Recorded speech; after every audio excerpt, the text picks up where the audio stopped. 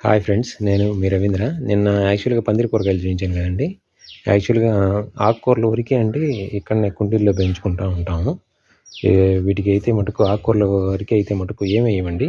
వర్మి compost ఏస్తాం. మాకు దగ్గరలో వర్మి కంపోస్ట్ ప్రిపేర్ చేస్తా ఉంటారు. కేజీ రూ. 10 పడుతుంది. ఒక కుండీకి ఒక కేజీ ఎక్కువండి. అది ఒక సీజన్‌కి సరిపోద్ది. చూపిస్తాను చూడండి. ఇది యాక్చువల్‌గా అండి చుక్కకూర.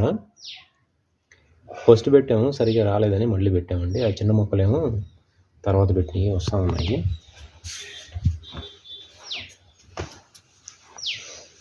ఇది పాలకూర 2 ట్రేల్లో పెట్టాము. మన వర్షాలు కొంచెం దెబ్బతున్నాయి కానీ మళ్ళీ సెట్ అవుతుంది. ఇది మిర్చి నారండి, మేమే పెట్టాము, మనమే వేసుకున్నామని చెప్పేసి.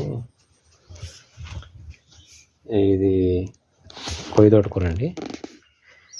మన దగ్గర ఇంకొక వెరైటీ ఉంది.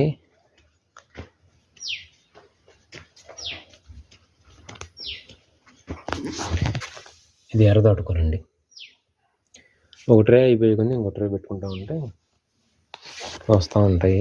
ఇలా రోజుకొకటి ఏదో ఒకటి. ఇది కూడా కొయ్యదోటకూర.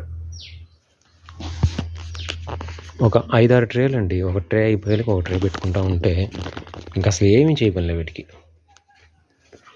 ఎప్పుడన్నా పుల్లటి మజ్జిగ, ఇంగువ ద్రావణం కలిపి కొట్టుకోవడం ఒకటి అంతే. చాలా బయట కూరగాయల్లో వాళ్ళు వాడే ఫెర్టిలైజర్స్ అసలు మీరు యాక్చువల్గా అండి ఎక్స్పెక్ట్ చేయలేరండి. అంత తొందరగా పెంచుతారు, అంత ఎక్కువ ఫెర్టిలైజర్స్ వాడతారు. ట్రై చేయండి.